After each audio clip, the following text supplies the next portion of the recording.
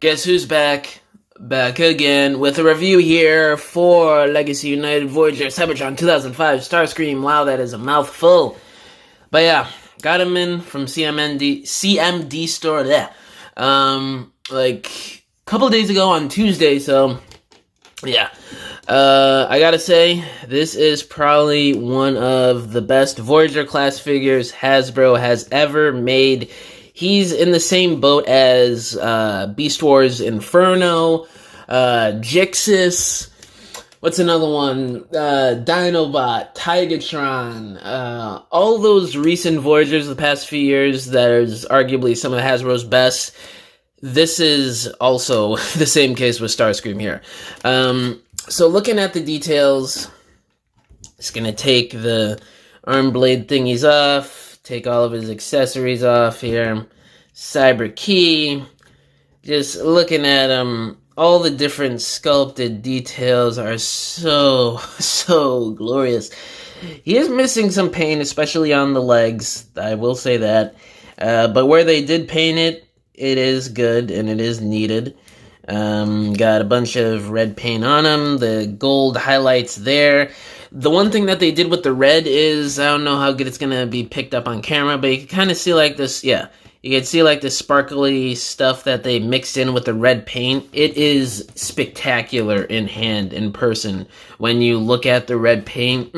Whoever decided to add that marbly extra color effect in the red paint, you deserve a raise. And you got the silver highlight there. I wish there was more silver on him in general, because there is obviously silver there and silver on his head sculpt, silver there, painted. So it would have been nice if there was some more on the body, but it is what it is. Got red paint on the back wings there.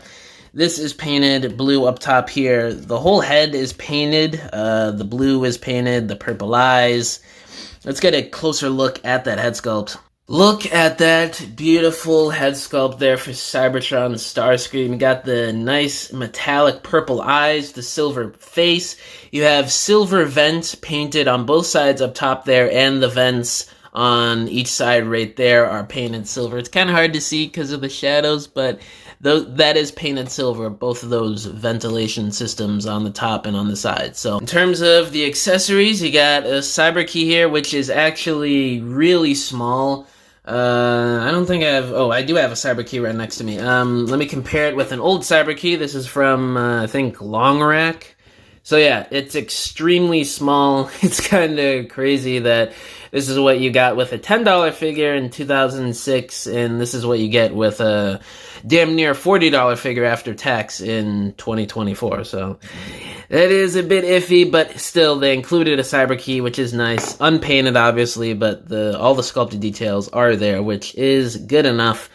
And you got his purple clear plastic gun here, which I don't think it was clear plastic on the original figure. I think it was painted or it was solid plastic, but hey, they included his gun. I didn't think they were going to do this. I just thought they were going to do the arm blades and that was it, and maybe the flip out chest guns, which they did leave out, by the way. They're molded in place and they're only useful in jet mode, which I'll show off later.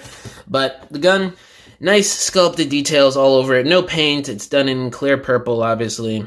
And with the cyber key, you can plug it into the side there. Like, I'm pretty sure you could do that on the original too.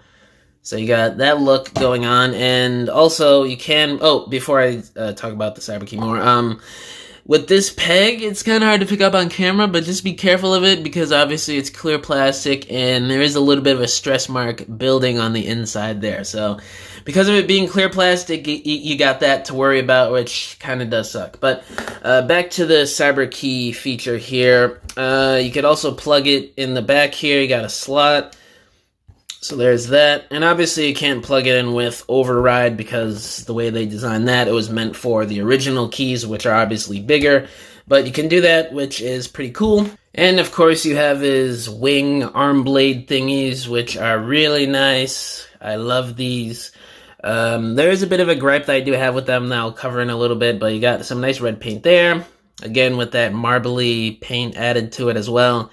Awesome sculpted details. It is hollow on the inside, but really doesn't matter because you're not going to see the inside. And of course, the blade done in that nice clear purple, again, with some dope sculpted work on there.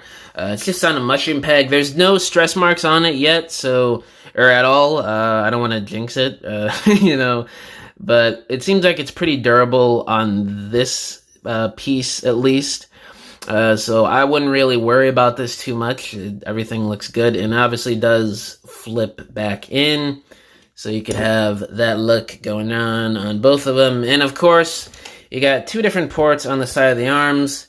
You could just, I'm pretty sure I have it on the right way. Yeah, I do. You could plug it up top here the traditional way on that first port. And yeah, that looks fantastic. I love it. But the one thing is, okay, this is the one problem I have with these arm blade things, is this end section here is supposed to go down to about here on the CG model for the cartoon. I'll throw up a little art of the image on how he's supposed to look. It's supposed to go down to here. It's supposed to be a little bit longer. And when you flip out the blade, it creates a problem because they didn't make the blade itself long enough. You see that? It makes it look a bit gimpy, and, you know, so that's where this second port comes into play. They probably knew that, they noticed that, and they probably didn't have enough budget to make the wing blade thing longer. So they have the second port there, and you plug it in, and yeah, that's about how it's supposed to look. So, and I do think that looks better than just having it plugged up top, because when you have it up there, you can't use the articulation the way you want to, and I just think having it this way looks better anyway, and plus you could use the gun here a lot better. So I do think in terms of that, they kind of did reinvent it in a way that better suits the figure, and of course you can use the cannon there. It's blast effect compatible, which is dope.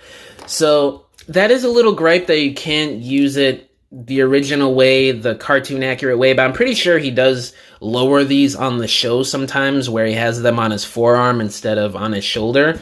But yeah, I definitely, just to show you guys a bit of a comparison, I do prefer it this way. As you can see, it looks a lot better. Alright guys, let's knock out some size comparisons. We have Legacy Override, and probably one of my favorite deluxes ever made, the original Cybertron, crosswise there. Still scales very nicely with all the originals. You guys will see that here in a little bit too as I go along with more of the comparisons, but this looks fantastic. I love it. I'm geeking out as a major fan of Cybertron. This is a dream come true. Here he is with both versions of Megatron / Galvatron. Let me bring in Megatron here. Oh, I just realized I gotta raise the camera. Man, old school leader class, when done right, is a beautiful sight. Look at that. So yeah, he is in scale still. He's supposed to go up to about this level of his arm there, which is pretty accurate. Maybe he should be just as slightly taller, like 1/4 of an inch taller or something, but I'm going to bring in a size chart right here, and you can see that it is pretty freaking accurate. So you can still use pretty much all the original figures with these new legacy releases here. Same thing with Override and Metroplex, obviously. Here he is with the original Cybertron Optimus and Universe 2004 Nemesis Prime, because they're in the same era, and I love this era of Transformers so freaking much. It's my favorite.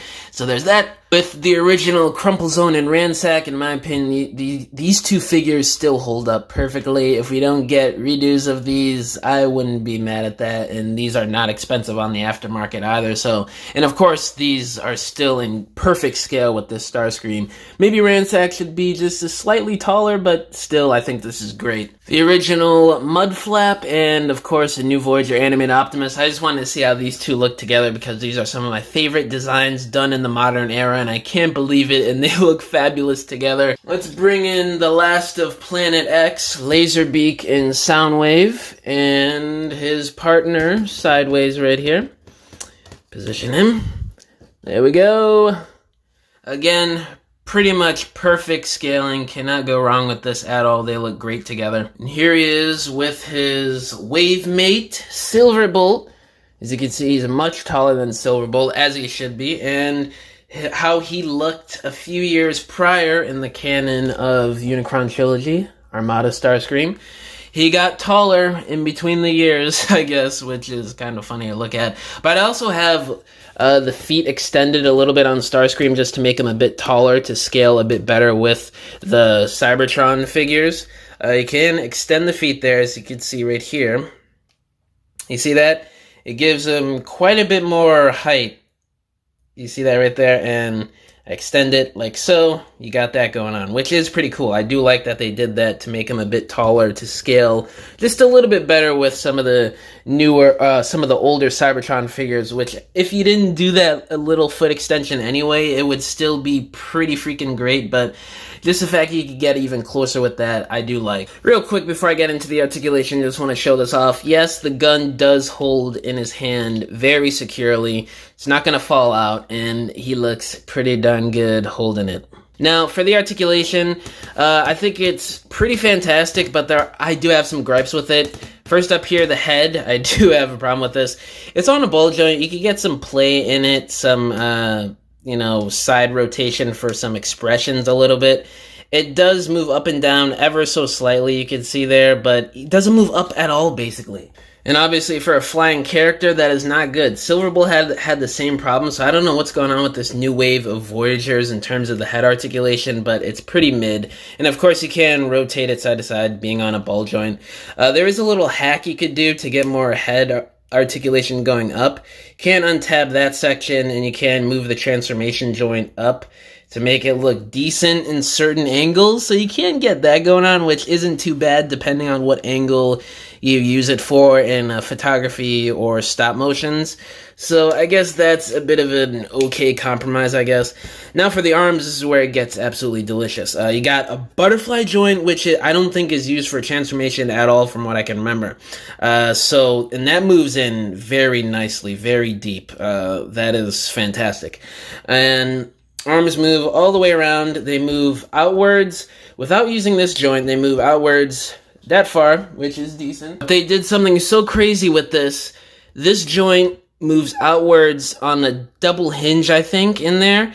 And as you can see, you could get even more play out of it like that. You could get it to 90 degrees, which is absolutely fantastic. I love that they did that. And I'm gushing out here. Bicep rotation, you have freaking double joint. I ran out of recording time. I had to go delete some stuff, but double elbows moves in that much. That is amazing. You got a little bit of a Siege Starscream thing going on here with the forearms. It can move in and out that much, and he has wrist rotation, which I love. Waist rotation on a Cybertron Starscream figure. Cannot believe it. Legs kick forward, crazy amount. Back, a crazy amount. Full splits he can do. You got thigh rotation. Knees that move in deeper than 90, which I love. And again, the same thing with these knee detents. You have to shave that down because it is way too tight to keep those detents that Hasbro did. It's a little rectangle thing. They have like 2 or 3 in there. I would recommend shaving them down. Or wait, no, Starscream has 1. Silverbolt has 2, I think. So shave those down, and it would just be a lot better and not as tight, because I don't think the plastic would support that over time. There was little stress marks starting to develop there, so just be careful of that, and I would recommend shaving it down. And then the feet, they move down a whole lot, they move up a whole lot, which is amazing, and the ankle pivot is fantastic, and of course, you see there, they molded that in so they could fill in the space, which I absolutely love it when they do that. Now, to transform this guy, I would recommend taking off the wing pieces. It just makes it a bit easier and less clunky. So this is where it gets pretty interesting. You can also take off these back wing sections, both of them, but I don't really care. I just leave them on. You flip this piece out, then you flip the head all the way around and in there, close it back up. You take the midsection here, you untab it, and that tab is really tight. I don't know if that's gonna break over time. I would recommend maybe shaving it down. I don't know, but that is really tight. So you flip it up, you got that going on. You take these wing sections, you flip those up, and they tab together just like that. There you go. And what you want to do is you want to flip these sections outward. And with the heel spurs, you flip those around, and there's a circular tab there, and there's a circle tab right there. They just lock right in together. Same thing on this side. And then what you want to do next is you want to line the feet up with the mushroom peg there and that circular cutout right there. Or before you line that up, you gotta flip this section out here because it's gonna bump into the heel there. So you got that. Do the same thing on this side. And then what you do next is you take the wrists, angle that out, flip the hands in, fold that back in. Same thing on this side. Then you take the arms here, and there's this joint right here on tabs. You flip that back. Then what you want to do is make sure the legs are angled like that, and you fold them inwards. They're going to tab in right there on both sides.